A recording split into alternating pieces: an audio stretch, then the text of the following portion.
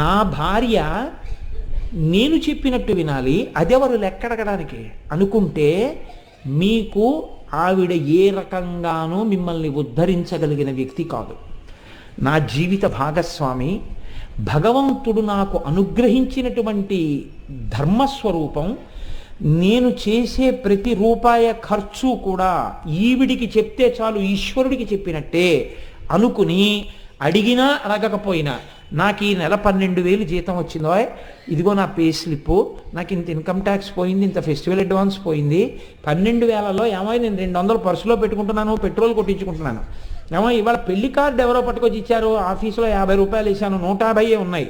ఎందుకు చెప్పడం అంటే భార్యకి తొత్తైపోయి కాదు, భార్యని ధర్మస్వరూపంగా భావన చేసి చెప్పడం అలవాటు చేసుకున్నానయ్యా. మా ఆవిడ అడగలేదు నాకు లెక్క చెప్పమని. ఇలా చెప్తుంటే దీనివల్ల నా జీవితంలో